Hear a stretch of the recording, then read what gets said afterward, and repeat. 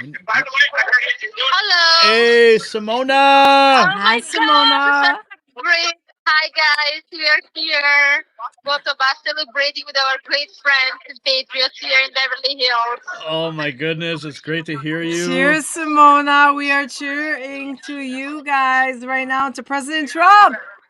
Yeah, I mean, like it's just I knew that. I knew that there is no reason God there is life without a reason.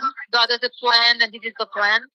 God This is save the plan. America, and this is going to be amazing. I mean, like there is joy is an understatement right now. It's an understatement. It's unreal. And like you said, It is you unreal. knew, right? You felt it. Absolutely. I knew that. I knew that. There's no way, this was a spiritual battle, God versus evil. God always wins in the end. We had enough of evil this year. Enough. Right now we have Simona Papadopoulos and George Papadopoulos joining us via phone from Beverly Hills at a watch party. Simona, what are people saying out there? Speaking of taking control, let's talk about something that's holding millions of men back right now. Like Trump has warned about hidden forces attacking our nation, there's a hidden force attacking your testosterone levels. It's not what you think. It's not age. It's not lack of exercise. It's something that you are eating every day, something they told you was healthy. The shocking revelation is devastating testosterone levels nationwide, and most men have no idea. You want to know what this testosterone killing food is? Well, V-Shred has created a video that exposes exactly what this food is and why removing it from your diet could unlock your body's true potential. Head over to sculptnation.com/NNN or just click the link below to watch the video. V-Shred's experts break it all down, and this one simple change could make all the difference. Trust me, this is one thing you don't want to miss. Well, we are here with all a group of patriots. We are ecstatic. We are happy. As I say, that joy is an understatement. We knew he was winning, but now it feels almost unreal. It's something that we saw coming. There is no way God saved his life twice for no reason. God has a plan, and this is the God's plan to save America and to make it great again. So we are just excited for the times ahead. I just want to thank you. We want to thank you and George for holding the line. We've been going at this for a couple of years now, and you guys were holding the line, supporting President Trump, never holding back, showing your support and loving him. They've been like directly in the cross. Yes, you have. I'm gonna get the best side. We have been relentless in this fight, and we really, really, really like happy. And sorry, there is a crowd here, so probably you can't hear me. No, we can hear you just fine. You're but fine. I want to give the phone to Georgia here with me. He wants to talk to you guys and your audience. Go celebrate, Hello. Simona. Hey, George. Cheers, hey, George everyone. Papadopoulos. Cheers. Cheers, guys. What a great day for America. What a great day for the world. Indeed. Taking back the country from the globalist agenda that we've been unfortunately been living, and how the world is so happy about it, and we've been celebrating tonight, and it's just an incredible moment, and it's something that I predicted, and many of us predicted, of course, and we've all been on the Trump train for years, and just to see it actually come to fruition is a very special moment. It really is, George. It really is. When they called Pennsylvania, I was doing the math. I'm like, this woman has no path forward. She has no path forward, even if they didn't call Pennsylvania. Like it was just a foregone conclusion, and I'm just so happy that finally we're going to see some victory. We're going to see some positive economic growth in this country, prosperity, so many great things, George. Yeah, and I really think that this election was more so than even about taxes or the economy. I really think it was about the heart and soul. And I really think that that's why so many independents who might have actually been hesitant initially about Trump and the whole MAGA movement ended up saying, you know what, this is the better off candidate that's going to bring back some normalcy to America, make it more recognizable. And I think that's really why they came out in droves. And I think it really swayed the vote in states like Pennsylvania, like you mentioned, some battleground states. And I think my prediction is that he's going to get over 300 electoral votes. Oh, yeah. I think it's going to go at least 301 when I did the math. I think when you bring up Pennsylvania, you bring up the heart and soul and the independence. I think that people have seen the attacks on Trump for so long, like just continually amping up time after time, all the way leading up to the assassination attempts. And you're like, how can any average American look at that and go, they don't want him to be in office, and there's a reason for it, and we got to get this guy there. And I think that all the relentless attacks just kept backfiring one after another. Yeah, because look, no American who loved this country, and I'm assuming the majority of American citizens love the country that they live in, whether they're on the left, the center, or the right, would to see a candidate, a former president, or the next president of the United States raided, indicted, convicted in a kangaroo court sham, and potentially assassinated. And that's what Donald Trump faced over the last 2 years while in the heart of a campaign. He was facing this incredible, unprecedented lawfare that so many Americans, of course, were completely horrified about because it's never happened before. And I think that really backfired on the Democrats and the establishment that they thought most Americans would have actually been happy with. So it really backfired, and it's going to be very interesting to see what happens now with his sentencing in a couple of weeks now that he's president-elect.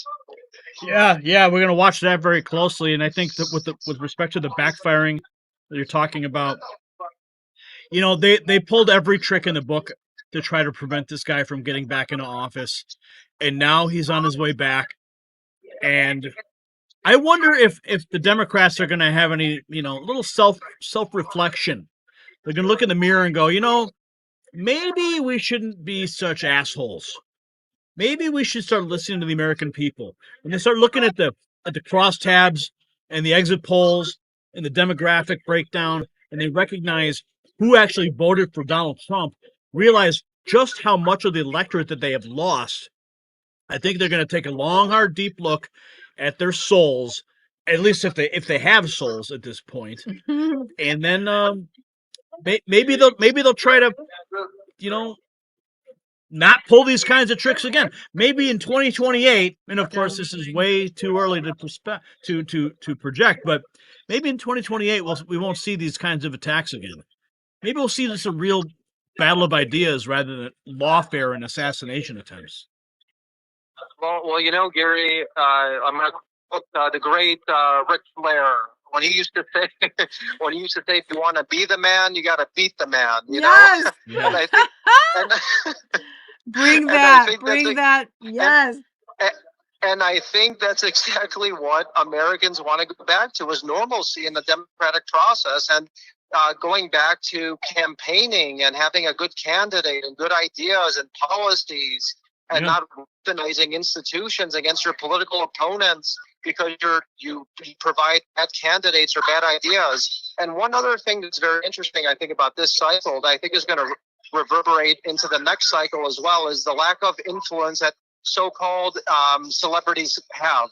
I think people like Lady Gaga and all these people that went out, or even Oprah, who are campaigning or talking about Kamala and like the Democrats, no one cares about that stuff anymore. America's in a state of disarray right now. They want real substance. They want policies that affect their pocketbooks, their security, and things that they can hold on to in a tangible sense. And Donald Trump provided that, and that's exactly why he's president-elect, and why I think once he enacts his agenda, now that it looks like he's going to have the Senate and the House on his side, he's going to make America great again. Americans are going to feel safer. They're going to have more money in their pocketbooks. We're going to have stability around the world. And I think as long as he's successful doing that, we're probably going to see an incredible Republican wave over the next 3 elections at least. George, I think, George.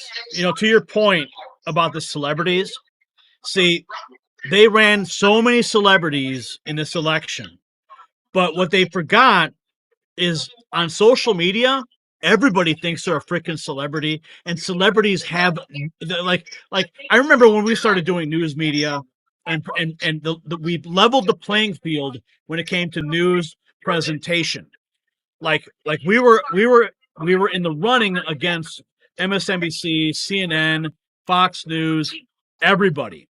And that was back in 2016 when we helped elect Trump back then as the next news network.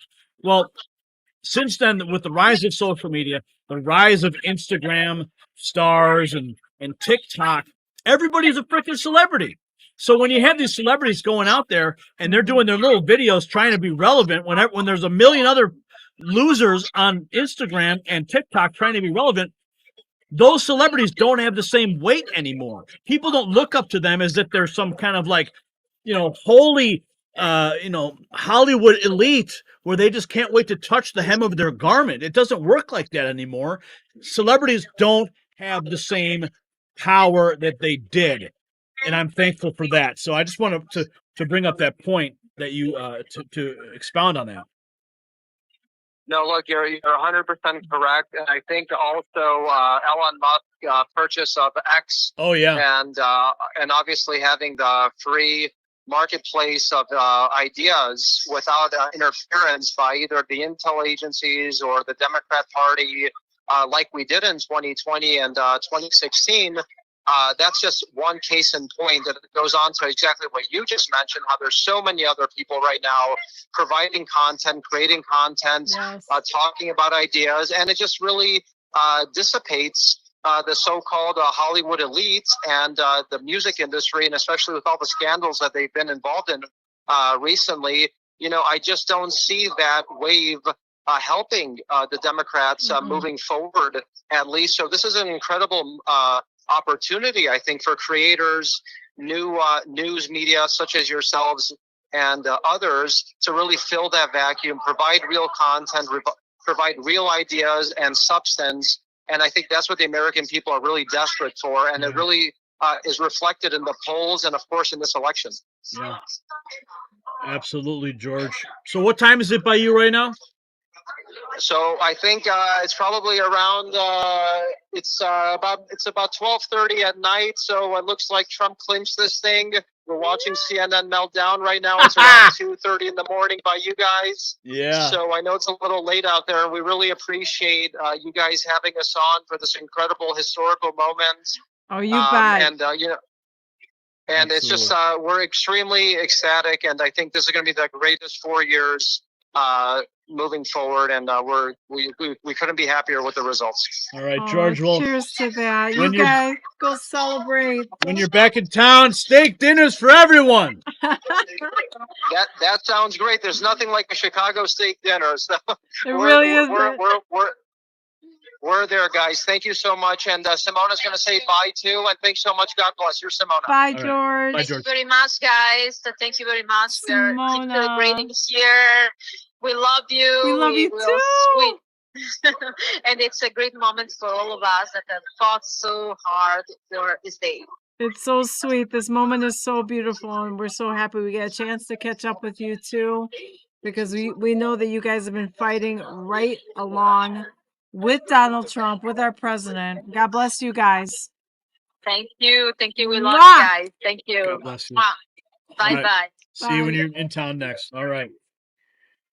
Simona and George Papadopoulos chiming in. Wonderful friends. I wanted to have them in studio here. They were just in town for a fundraiser, event, a beautiful fundraiser. How great was that we got to catch up with them? Yeah, and just in the moment. We've been able to connect with them. George, actually grew up in the same town. A lot of people may not know that. They grew up in the same area as Angie and I. So we have very familiar stomping grounds. Our backgrounds are very similar. And I really like them, and there's even family ties, which is even crazier. Oh. But who knew, right? Who knew?